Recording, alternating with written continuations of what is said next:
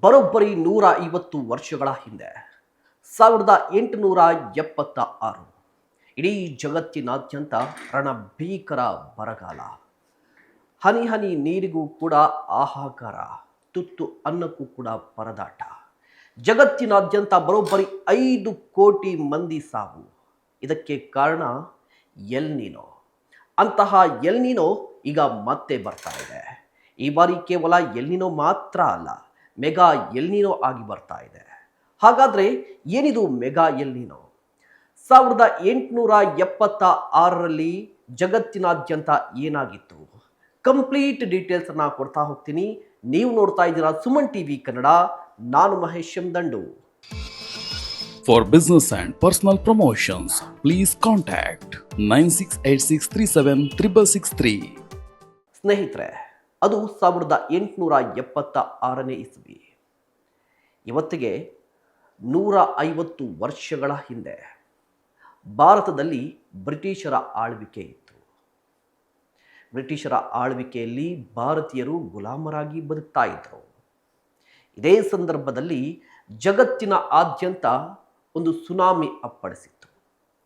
ಅದು ನೀರಿನ ಸುನಾಮಿಯಲ್ಲ, ಸಮುದ್ರದ ಸುನಾಮಿಯಲ್ಲ, ಬದಲಿಗೆ ಆ ಸುನಾಮಿ ಬರಗಾಲದ ಸುನಾಮಿಯಾಗಿತ್ತು. ಇಡೀ ಜಗತ್ತಿನಾದ್ಯಂತ ಆವರಿಸಿದಂಥ ಈ ಬರಗಾಲಕ್ಕೆ ಕಾರಣ ಎಲ್ ನೀನೋ. ಈ ಎಲ್ ನೀನೋ ಕಾರಣಕ್ಕಾಗಿ ಇಡೀ ಜಗತ್ತಿನಾದ್ಯಂತ ಕುಡಿಯುವ ನೀರಿಗೆ ಹಾಹಾಕಾರ ಶುರುವಾಗಿತ್ತು.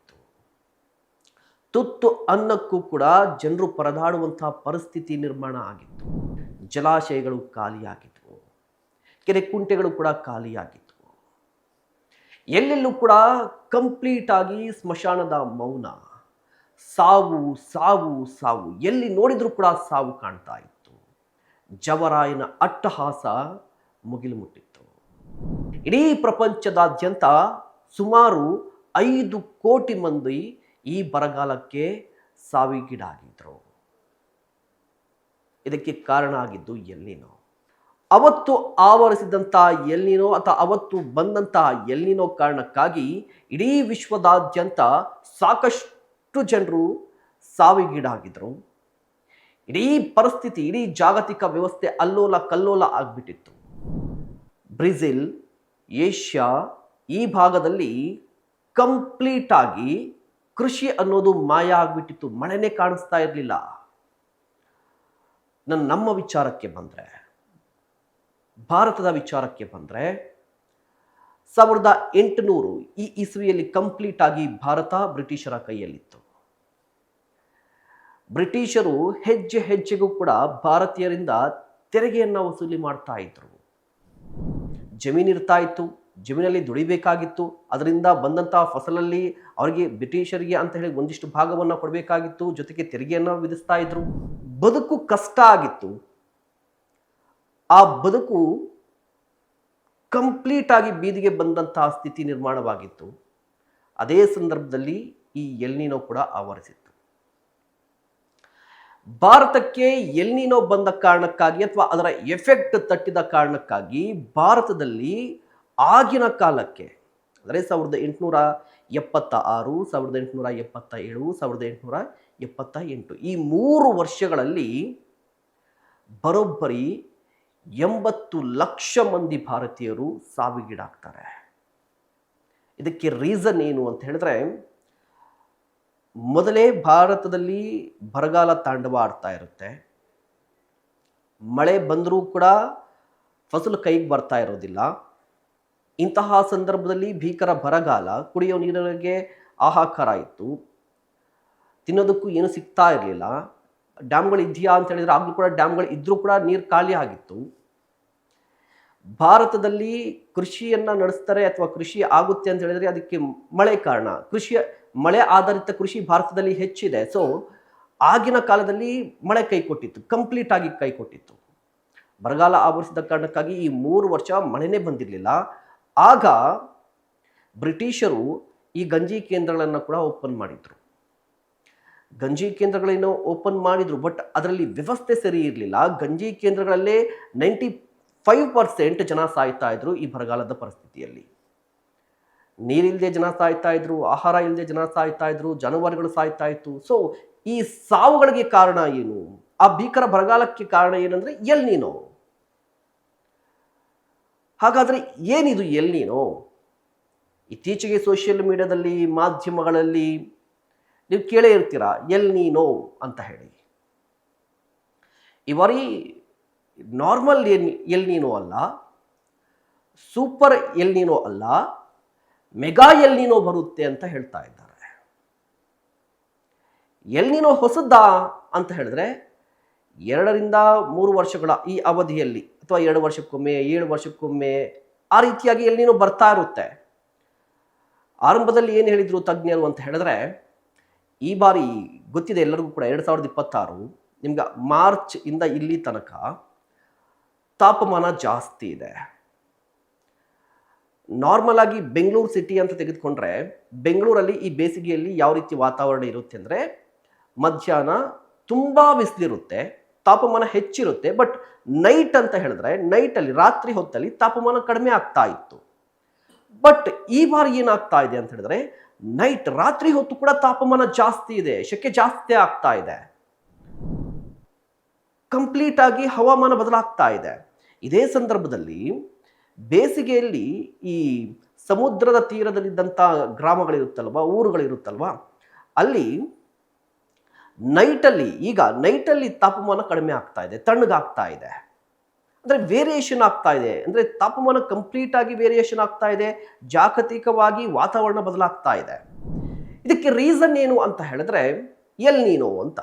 ಆರಂಭದಲ್ಲಿ ಒಂದು ಮಾತು ಹೇಳಿದರು ಒಂದಿಷ್ಟು ತಜ್ಞರು, ಈ ವರ್ಷ ಮಳೆ ಕಡಿಮೆ ಆಗಬಹುದು, ಯಾಕಂದರೆ ಬಿಸಿಲು ಜಾಸ್ತಿ ಇದೆ, ಕಂಟಿನ್ಯೂ ಆಗ್ಬೋದು, ಮಳೆ ಸ್ವಲ್ಪ ಕಡಿಮೆ ಆಗಬಹುದು ಅಂತ ಹೇಳಿದ್ರು.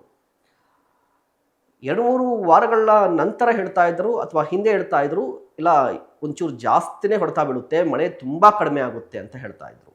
ಬಟ್ ಇತ್ತೀಚೆಗೆ ಅಥವಾ ನಿನ್ನೆ ಮೊನ್ನೆ ಬಂದಿರುವಂಥ ವರದಿ ಏನು ಅಂತ ಹೇಳಿದ್ರೆ, ಈ ಬಾರಿ ತುಂಬ ದೊಡ್ಡ ಹೊಡೆತ ಬೀಳುತ್ತೆ. ಈ ವರ್ಷದ ಮಧ್ಯ ಅಂದರೆ ನಿಮ್ಗೆ ಆಲ್ಮೋಸ್ಟ್ ಜೂನ್ನಿಂದ ಈ ವರ್ಷದ ಅಂತ್ಯದವರೆಗೆ ಮಳೆ ಆಗುವ ಸಾಧ್ಯತೆಗಳು ತೀರಾ ಕಡಿಮೆ ಅಂತ ಹೇಳ್ತಾ ಇದ್ದಾರೆ. ಇದಕ್ಕೆ ರೀಸನ್ ಎಲ್ ನೀನೋ ಅಂತ. ಹಾಗಾದರೆ ಏನಿದು ಎಲ್ ನೀನೋ? ಎಲ್ ನೀನೋ ಏನು, ಇದರಿಂದ ಭಾರತದ ಮೇಲೆ ಯಾವ ರೀತಿಯಾಗಿ ಪರಿಣಾಮ, ಜೊತೆಗೆ ಜಾಗತಿಕವಾಗಿ ಏನು ಪರಿಣಾಮ? ನಾನೊಂದು ಎಕ್ಸಾಂಪಲ್ ಈಗಾಗಲೇ ಕೊಟ್ಟಿದ್ದೀನಿ. 1886ರಲ್ಲಿ ಈ ಎಲ್ ನೀನೋ ಬಂದಾಗ ಏನಾಗಿತ್ತು, ಇದರ ಪ್ರಭಾವ ಹೇಗಿರುತ್ತೆ ಅಂಥೇಳಿ. ಅದಕ್ಕಿಂತ ಭೀಕರವಾದ ಎಲ್ ನೀನೋ ಈಗ ಬರ್ತಾ ಇದೆ ಅಂತ ಹೇಳ್ತಾ ಇದ್ದಾರೆ. ಸೊ ಎಲ್ ನೀನೋ ಯಾವ ರೀತಿ ಫಾರ್ಮ್ ಆಗುತ್ತೆ ಅನ್ನೋದನ್ನು ನೋಡ್ತಾ ಹೋಗೋಣ. ನೋಡಿ, ಸಿಂಪಲ್ ಆಗಿ ಹೇಳ್ತಾ ಹೋಗ್ತೀನಿ, ದೊಡ್ಡ ದೊಡ್ಡ ವರ್ಡಿಂಗ್ಸನ್ನು ಹೇಳಿದೆ. ಸರಳ ಭಾಷೆಯಲ್ಲಿ ಎಲ್ ನೀನೋ ಏನು ಅಂತ ಹೇಳಿದ್ರೆ, ಪೆಸಿಫಿಕ್ ಸಾಗರದ ಮೇಲ್ಮೈ ನೀರು ಅಸಹಜವಾಗಿ ಬಿಸಿಯಾಗುವುದು. ಪೆಸಿಫಿಕ್ ಸಾಗರದ ಮೇಲ್ಮೈ ನೀರು ಅಸಹಜವಾಗಿ ಬಿಸಿಯಾಗುತ್ತೆ, ಅಂದರೆ ಕುದಿಯುವಂಥದ್ದು, ಆ ನೀರಿನ ತಾಪಮಾನ ಹೆಚ್ಚಾಗುತ್ತೆ, ಬಿಸಿ ಆಗುತ್ತೆ ಅಂತ ಹೇಳಿ. ಇದು ಎಲ್ ನೀನೋ ಅಂತ ಹೇಳ್ತಾರೆ. ಇದೇನು ಹೊಸದಾ ಅಂತ ಹೇಳಿದ್ರೆ ಹೊಸದಲ್ಲ, ಬಟ್ ಪ್ರತಿ ವರ್ಷವೂ ಆಗ್ತಾ ಇದೆ. 2 ವರ್ಷಕ್ಕೊಮ್ಮೆ, 7 ವರ್ಷಕ್ಕೊಮ್ಮೆ ಅಲ್ಲಿ ಆ ನೀರಿನ ತಾಪಮಾನ ಹೆಚ್ಚಾಗ್ತಾ ಇರುತ್ತೆ, ಉಷ್ಣಾಂಶ ಚೇಂಜ್ ಆಗ್ತಾ ಇರುತ್ತೆ, ನೀರು ಬಿಸಿ ಆಗ್ತಾ ಇರುತ್ತೆ ಈ ಪೆಸಿಫಿಕ್ ಸಾಗರದಲ್ಲಿ. ಬಟ್ ಈ ಬಾರಿ ಅದರ ಪ್ರಭಾವ ಮತ್ತು ಅದರ ಈ ಕ್ವಾಂಟಿಟಿ ಏನು ಹೇಳ್ತೀವಿ, ಈ ಬಿಸಿಯ ಕ್ವಾಂಟಿಟಿ ಅಥವಾ ಈ ತಾಪಮಾನ ಹೆಚ್ಚಾಗ್ತಿರುವ ಕ್ವಾಂಟಿಟಿ ಜಾಸ್ತಿ ಆಗಿಬಿಟ್ಟಿದೆ ಅಂತ, ತುಂಬ ಜಾಸ್ತಿ ಆಗಿದೆ. ಇದು ಸಾಮಾನ್ಯವಾಗಿ 2 ವರ್ಷಕ್ಕೊಮ್ಮೆ, 7 ವರ್ಷಕ್ಕೊಮ್ಮೆ ನಡೆಯುವಂತಹ ಪ್ರಕ್ರಿಯೆ, ನೈಸರ್ಗಿಕ ಪ್ರಕ್ರಿಯೆ ಇದು. ಅಂದರೆ ಈ ಮೇಲ್ಮೈ ನೀರು ಕುದಿಯುವಂಥದ್ದು ಅಥವಾ ಬಿಸಿಯಾಗಿದ್ದು ನೈಸರ್ಗಿಕ ಪ್ರಕ್ರಿಯೆ ಆಗಿರುತ್ತೆ. ಬಟ್ ಈ ಬಾರಿ ಈ ಹಿಂದಿನಗಿಂತಲೂ ಕೂಡ ಜಾಸ್ತಿಯಾಗಿ ಬಿಸಿ ಆಗ್ತಾ ಇದೆ ಅನ್ನುವಂಥ ವರದಿ ಇದೆ. ಇದೇ ಕಾರಣಕ್ಕಾಗಿ ತಜ್ಞರು ಆ ಪೆಸಿಫಿಕ್ ಸಾಗರದ ಮೇಲ್ಮೈಯಲ್ಲಿ ಏನು ಬಿಸಿ ಆಗ್ತಾ ಇದೆ ಅಲ್ವಾ ನೀರು, ಅದ್ರ ಬಗ್ಗೆ ತುಂಬ ಗಮನ ಹರಿಸ್ತಾ ಇದ್ದಾರೆ. ಈ ವರ್ಷ ಏನು ಅಂತ ಹೇಳಿದ್ರೆ, ನಿಮಗೆ ಆಗಲೇ ನೋಡಿ, ಮಾರ್ಚ್ ಏಪ್ರಿಲ್ ಎಂಡಲ್ಲಿ ಇದ್ದೀವಿ, ಮೇ ನೆಕ್ಸ್ಟ್ ಬರುತ್ತೆ. ಸೊ ಏಪ್ರಿಲ್ ಎಂಡಲ್ಲೇ ಸಿಕ್ಕಾಪಟ್ಟೆ ಬಿಸಿ ಆಗಿದೆ, ತಾಪಮಾನ ಹೆಚ್ಚಾಗ್ತಾ ಇದೆ, ಹೀಟ್ ವೇವ್ಸ್ ಕೂಡ ಬರ್ತಾ ಇರುವಂಥದ್ದು. ಒಂದಿಷ್ಟು ಎಚ್ಚರಿಕೆಗಳನ್ನು ಕೊಡ್ತಾ ಇದ್ದಾರೆ. ಬೇರೆ ನಿಮಗೆ ಉತ್ತರ ಭಾರತದಲ್ಲಿಯೂ ಕೂಡ ಈಗಾಗಲೇ ಎಚ್ಚರಿಕೆಗಳನ್ನು ಕೊಡ್ತಾ ಇದ್ದಾರೆ. ಹಿಮಾಚಲ ಪ್ರದೇಶದಲ್ಲೂ ಕೂಡ ನಿಮಗೆ ಹೀಟ್ ವೇವ್ನ ಎಚ್ಚರಿಕೆ ಕೊಡ್ತಾ ಇದ್ದಾರೆ. ಹಿಮಾಚಲ, ಅದ ಹೆಸರು ನೋಡಿ, ಹಿಮಾಚಲ ಪ್ರದೇಶ, ಅಲ್ಲಿ ತಣ್ಣಗಿರಬೇಕಾಗಿತ್ತು ಅಟ್ಲೀಸ್ಟ್ ಬೇರೆ ಪ್ರದೇಶಗಳಿಗೆ ಹೋಲಿಕೆ ಮಾಡ್ಕೊಂಡ್ರೆ, ಬಟ್ ಅಲ್ಲೂ ಕೂಡ ಈಗ ಹೀಟ್ ವೇವ್ಸ್ನ ಎಚ್ಚರಿಕೆ ಕೊಡ್ತಾ ಇದ್ದಾರೆ. ಅದೇ ಸಂದರ್ಭದಲ್ಲಿ ಮಧ್ಯಪ್ರದೇಶದಲ್ಲಿ ನಿಮಗೆ ಆಲ್ಮೋಸ್ಟ್ 45 ಡಿಗ್ರಿ ಸೆಲ್ಸಿಯಸ್ ಈಗಾಗಲೇ ತಾಪಮಾನ ಇರುವಂಥದ್ದು. ಸೊ ಈ ಬಾರಿ ಇನ್ನೂ ಜಾಸ್ತಿ ಆಗುತ್ತೆ. ಇನ್ನು ನಾವು ಇರುವಂಥದ್ದು ಈಗ ಏಪ್ರಿಲ್ ಅಲ್ಲಿ, ಬಟ್ ಈ ಮೇ, ಜೂನ್, ಜುಲೈ ಈಗ ಈ ಸಂದರ್ಭದಲ್ಲಿ ಇನ್ನೂ ಜಾಸ್ತಿ ಆಗುತ್ತೆ. ಅಂದರೆ ಈ ಬಿಸಿಯ ಪರಿಣಾಮ ಇನ್ನೂ ಪ್ರಭಾವ ಇನ್ನೂ ಜಾಸ್ತಿ ಆಗುತ್ತೆ ಅಂತ ಹೇಳ್ತಾ ಇರುವಂಥದ್ದು. ಅಂದರೆ ಸಕ್ರಿಯವಾಗಿ ಬರೋದು ಏನಂದರೆ ಎಲ್ ನೀನೋ ಈ ವರ್ಷದ ಮಧ್ಯಂತರದಲ್ಲಿ ಇನ್ನೂ ಜಾಸ್ತಿ ಸಕ್ರಿಯವಾಗುತ್ತೆ ಅಂತ ಹೇಳ್ತಾ ಇದ್ದಾರೆ. ಏನು ಮಾಡುತ್ತೆ ಎಲ್ ನೀನೋ ಅಂತ ಹೇಳಿದ್ರೆ ಇಡೀ ಜಾಗತಿಕದ ವಾತಾವರಣವನ್ನು ಬದಲಾಯಿಸುತ್ತೆ ಅಂತ.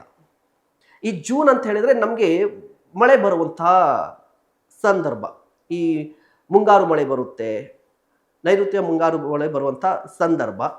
ಬಟ್ ಅದನ್ನು ನಾವು ಈ ಬಾರಿ ನಿರೀಕ್ಷೆ ಮಾಡೋಂಗಿಲ್ಲ. ಕಾರಣ ಏನು ಅಂತ ಹೇಳಿದ್ರೆ ಈ ಮೋಡಗಳು ಬರುವಂತಹ ಸಂದರ್ಭದಲ್ಲಿ ಈ ಮೇಲ್ಮೈ ನೀರೇನಿದೆಯಲ್ವಾ, ನೀರು ತುಂಬ ಬಿಸಿಯಾಗಿರುವ ಕಾರಣಕ್ಕಾಗಿ ಈ ಮೋಡಗಳು ಫಾರ್ಮೇ ಆಗಲ್ಲ, ಕರಗು ಹೋಗುತ್ತೆ ಮೋಡಗಳು. ಸೊ ಆ ಮೋಡಗಳೇ ಕರಗು ಹೋಗುವಂತಹ ಸಂದರ್ಭದಲ್ಲಿ ಆ ಮೋಡಗಳು ಭಾರತದ ಮೇಲೆ ಬರೋದೆಲ್ಲಿ, ಮಳೆ ಸುರಿಸೋದೆಲ್ಲಿ. ಸೊ ಇಡೀ ಜಾಗತಿಕವಾಗಿರುವಂತಹ ವಾತಾವರಣ ಬದಲಾಗ್ಬಿಡುತ್ತೆ.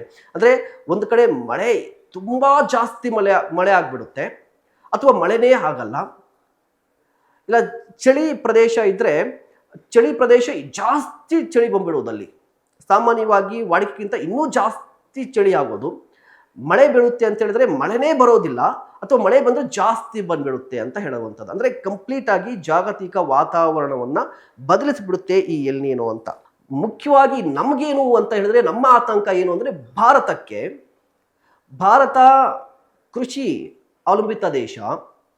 ಆಲ್ಮೋಸ್ಟ್ ಈಗಲೂ ಕೂಡ ಒಂದು 50% ಮಳೆ ನೀರನ್ನು ಅವಲಂಬಿಸಿ ನಾವು ಕೃಷಿಯನ್ನು ಮಾಡ್ತಾ ಇರುವಂಥದ್ದು. ಕೃಷಿ ಭಾರತದ ಆರ್ಥಿಕತೆಗೂ ಕೂಡ ದೊಡ್ಡ ಪ್ಲಸ್ ಪಾಯಿಂಟ್ ಆಗಿದೆ. ಬಟ್ ಈ ಕೃಷಿ ಬೆನ್ನೆಲುಬು ಅಂತ ಹೇಳ್ತೀವಲ್ವಾ, ಬಟ್ ಈ ಬಾರಿ ಈ ನೈಋತ್ಯ ಮುಂಗಾರು ತುಂಬ ದುರ್ಬಲ ಆಗುವಂತಹ ಸಾಧ್ಯತೆ ಇದೆ ಅಂತ ಹೇಳ್ತಾ ಇದ್ದಾರೆ. ತುಂಬ ಅಂದರೆ ತುಂಬ ದುರ್ಬಲ ಆಗುತ್ತೆ, ಮಳೆ ಕಂಪ್ಲೀಟ್ ಆಗಿ ಬರದೇ ಇರಬಹುದು ಅಂತ ಹೇಳ್ತಾ ಇರುವಂಥದ್ದು. ಈಗ ತಜ್ಞರ ಅಭಿಪ್ರಾಯವನ್ನು ಹೇಳ್ತಾ ಇದ್ದೀನಿ, ಅಥವಾ ತುಂಬ ಕಡಿಮೆ ಆಗಿಬಿಡುತ್ತೆ ಅಂತ ಹೇಳ್ತಾ ಇರುವಂಥದ್ದು. ಈ ಪರಿಣಾಮ ಆಗುತ್ತೆ ಅಂತ ಹೇಳಿ ಭಾರತದಲ್ಲಿ ಬರೋಬ್ಬರಿ 50% ಮಳೆ ಈ ಬಾರಿ ಕಡಿಮೆ ಆಗುತ್ತಂತೆ. 50% ನೋಡಿ, ಈಗಾಗಲೇ ನಿಮಗೆ ಕೈಗಾರಿಕೀಕರಣ ಜಾಸ್ತಿ ಆಗಿದೆ, ನಾವು ಮರಗಳನ್ನು ಕಡಿತಾ ಇದ್ದೀವಿ. ಪರಿಸರ ಮರ ಇದಂದರೆ ನಮಗೆ ಗೊತ್ತೇ ಇಲ್ಲ, ಅದು ಔಟ್ ಆಫ್ ಸಿಲೆಬಸ್ ಅನ್ನೋ ರೀತಿಯಲ್ಲಿ ರಿಯಾಕ್ಟ್ ಮಾಡ್ತಿದ್ವಿ. ಎಲ್ಲವೂ ಕೂಡ ಕಾಂಕ್ರೀಟ್ ನಗರ ಆಗ್ತಾ ಇದೆ. ಬೆಂಗಳೂರು ಈಗ ಉದ್ಯಾನ ಗಾರ್ಡನ್ ಸಿಟಿ ಅಂತ ಹೇಳ್ತಿದ್ವಿ ಬೆಂಗಳೂರನ್ನು. ಬಟ್ ಈಗ ಗಾರ್ಡನ್ ಸಿಟಿ ಏನಾಗ್ತಿದೆ, ಕಾಂಕ್ರೀಟ್ ಸಿಟಿ ಆಗ್ತಾ ಇದೆ. ಅಂದರೆ ದೇಶದಾದ್ಯಂತ ಎಲ್ಲವೂ ಕೂಡ ಏನಾಗ್ತಿದೆ ಅಂತ ಹೇಳಿದ್ರೆ ನಮ್ಮ ಆಸೆಗೆ ಅಥವಾ ನಮ್ಮ ಸ್ವಾರ್ಥಕ್ಕಾಗಿ ನಾವು ಮರಗಳನ್ನು ಕಡಿತಾ ಇದ್ದೀವಿ. ಜಾಗತಿಕವಾಗಿ ತಾಪಮಾನ ಕೂಡ ಹೆಚ್ಚಾಗ್ತಾ ಇದೆ. ಈಗಲೇ ಕಂಪ್ಲೀಟ್ ಆಗಿ ವಾತಾವರಣ ಮಳೆ ಬರಬೇಕಿದ್ದ ಟೈಮಲ್ಲಿ ಬಿಸಿಲು ಬಂದ್ಬಿಟ್ಟಿರುತ್ತೆ, ಬಿಸಿಲಿರೋ ಟೈಮಲ್ಲಿ ಮಳೆ ಬಂದ್ಬಿಟ್ಟಿರುತ್ತೆ. ಅಂದರೆ ಕಂಪ್ಲೀಟ್ ಆಗಿ ಚೇಂಜ್ ಆಗ್ತಾ ಇದೆ. ಇಂತಹ ಸಂದರ್ಭದಲ್ಲಿ ಮತ್ತೆ ಏನಾದರೂ ಈ ಎಲ್ ನೀನೋ ಬಂದರೆ, ಈ ಬಾರಿ ಬರುತ್ತೆ ಅಂತ ಹೇಳ್ತಾ ಇದ್ರಲ್ಲ, ಈ ಎಲ್ ನೀನೋ ಬಂದರೆ ಭಾರತದಲ್ಲಿ 50% ಮಳೆ ಕಡಿಮೆ ಆಗುತ್ತೆ. 50% ಮಳೆ ಕಡಿಮೆ ಆಗುತ್ತೆ ಅಂತ ಹೇಳ್ತಾ ಇದ್ದಾರೆ. ಇದ್ರ ಜೊತೆಗೆ ಮುಂಗಾರು ಅಂತ ಹೇಳಿದ್ರೆ ಮುಂಗಾರು ಸಾಮಾನ್ಯಕ್ಕಿಂತ 8ರಿಂದ 10% ಕಡಿಮೆ ಆಗುವಂಥ ಸಾಧ್ಯತೆ ಇದೆ. 8ರಿಂದ 10% ಕಡಿಮೆ ಆಗುವ ಸಾಧ್ಯತೆ. ಏಪ್ರಿಲ್ ಜೂನ್ ಅವಧಿಯಲ್ಲಿ ಸಾಕಷ್ಟು ಬಿಸಿಲಿರುತ್ತೆ. ಈಗಲೇ ಗೊತ್ತಾಗ್ತಾ ಇದೆ ಎಷ್ಟು ಬಿಸಿಲಿದೆ ಅಂತ ಹೇಳಿ. ಈ ಹೀಟ್ ವೇವ್ಸ್, ಬಿಸಿ ಗಾಳಿ ಕೂಡ ಹೆಚ್ಚಾಗುತ್ತೆ ಅಂತ. ಈ ಏಪ್ರಿಲ್, ಮೇ, ಜೂನ್ ಈ 3 ತಿಂಗಳಲ್ಲಿ ಹೀಟ್ ವೇವ್ಸ್, ಬಿಸಿ ಗಾಳಿ ಹೆಚ್ಚಾಗಿ ಬರುತ್ತೆ, ಬಿಸಿಲು ಜಾಸ್ತಿ ಇರುತ್ತೆ ಅಂತ ಹೇಳ್ತಾ ಇದ್ದಾರೆ. ಅದೇ ಸಂದರ್ಭದಲ್ಲಿ ರಾತ್ರಿ ಹೊತ್ತು ತಾಪಮಾನ ಹೆಚ್ಚಾಗುತ್ತೆ. ನಾನು ಆಗಲೇ ಹೇಳ್ತಾ ಇದ್ದೆ ನೋಡಿ, ಈ ಬೆಂಗಳೂರು ಅನ್ನುವಂಥ ಸಿಟಿಯಲ್ಲಿ, ಅಂದರೆ ನಾವು ಸಮುದ್ರಕ್ಕೆ ಹತ್ತಿರ ಏನಿಲ್ವಲ್ಲ, ಸೊ ಈ ಭಾಗ ಬೆಂಗಳೂರು, ಈ ಕೋಲಾರ, ಈ ಮೈಸೂರು, ಮಂಡ್ಯ ಈ ಭಾಗದಲ್ಲಿ ಏನಾಗ್ತಿತ್ತು ನಾರ್ಮಲ್ ಆಗಿ ಅಂತ ಹೇಳಿದ್ರೆ, ಬೇಸಿಗೆಯಲ್ಲಿ ಏನಾಗ್ತಿತ್ತು ಅಂತ ಹೇಳಿದ್ರೆ, ಸಾಮಾನ್ಯವಾಗಿ ಮಧ್ಯಾಹ್ನದ ಹೊತ್ತಲ್ಲಿ ತುಂಬ ತಾಪಮಾನ ಇರ್ತಿತ್ತು, ಸೆಕೆ ಇರ್ತಿತ್ತು, ಬಿಸಿ ಇರ್ತಿತ್ತು. ನೈಟ್ ಅಂತ ಬಂದರೆ ಒಂಚೂರು ತಣ್ಣಗಿರ್ತಿತ್ತು ನೈಟ್. ಅದೇ ಕಾರಣಕ್ಕೆ ನೋಡಿ, ಈ ಹಳೆ ಮೈಸೂರು ಭಾಗದಲ್ಲಿ ರಾತ್ರಿ ಹೊತ್ತು ತುಂಬ ಜನ ಹೊರಗಡೆ ಬಂದು ಮಲ್ಕೋತಾರೆ. ಕಾರಣ ಏನಂದರೆ ಅಟ್ಲೀಸ್ಟ್ ತಣ್ಣಗಿರುತ್ತಪ್ಪ ಅಂತ ಹೇಳಿ, ಗಾಳಿ ಬರುತ್ತೆ ಅಂತ ಹೇಳಿ. ಬಟ್ ಈ ಬಾರಿ ನಿಮ್ಗೆ ಏನಾಗ್ತಾ ಇದೆ ಅಂತ ಹೇಳಿದ್ರೆ, ನೈಟಲ್ಲೂ ಕೂಡ ನಿಮಗೆ ಬಿಸಿ ಆಗ್ತಾ ಇದೆ, ಸೆಕೆ ಆಗ್ತಾ ಇದೆ, ನೈಟಲ್ಲೂ ಕೂಡ ತಾಪಮಾನ ಹೆಚ್ಚಾಗ್ತಾ ಇದೆ. ಸೊ ಇದು ಕಂಪ್ಲೀಟಾಗಿ ಚೇಂಜ್ ಆಗ್ತಾ ಇರುವಂಥ ಅಂದರೆ ಅಥವಾ ಈ ಎಲ್ನಿನೋ ಮುನ್ಸೂಚನೆ ಅಂತ ಹೇಳ್ಬೋದು ಇದನ್ನು. ಸೊ ಇದು ಕೂಡ ಜಾಸ್ತಿ ಆಗಬಹುದು ಅಂತ ಹೇಳ್ತಾ ಇದ್ದಾರೆ. ಇದು ಅಲ್ಲದೆ ಈಗಾಗಲೇ ಈ ಬೇಸಿಗೆ ಆರಂಭ ಆದ ನಂತರ ಸಾಕಷ್ಟು ಜಲಾಶಯಗಳು ಖಾಲಿ ಆಗ್ತಾ ಇದೆ. ಮಳೆನೇ ಬರ್ತಾ ಇಲ್ಲ, ಇನ್ನೆಲ್ಲಿ ಜಲಾಶಯಗಳು ತುಂಬುತ್ತೆ, ಕೆರೆಗಳಿಗೂ ಕೂಡ ನೀರು ಹೋಗ್ತಾ ಇಲ್ಲ, ಇರುವಂಥ ನೀರು ಖಾಲಿ ಆಗ್ತಾ ಇದೆ. ಸೊ ಆಲ್ಮೋಸ್ಟ್ ಈ ಜೂನ್ 10 ಬಂದಷ್ಟು ಕೆರೆ ಕುಂಟೆ ಈ ಜಲಾಶಯಗಳಲ್ಲಿ ನೀರಿನ ಪ್ರಮಾಣ ಖಾಲಿ ಆಗ್ಬಿಡುತ್ತೆ, ಕಡಿಮೆ ಆಗ್ಬಿಡುತ್ತೆ, ನೀರು ಕಡಿಮೆ ಆಗ್ಬಿಡುತ್ತೆ ಅಂತ ಹೇಳ್ತಾ ಇದ್ದಾರೆ. ನೀರು ಕಡಿಮೆ ಆದರೆ ಏನಾಗುತ್ತೆ ಅಂತ ಹೇಳಿದ್ರೆ, ಆಗಲೇ ನಾನು ಹೇಳಿದೆ, ಕೃಷಿಗೆ ಕಂಟಕ ಆಗುತ್ತೆ. ಕೃಷಿಗೆ ಕಂಟಕ ಆದರೆ ಏನು ತಿನ್ನೋದು?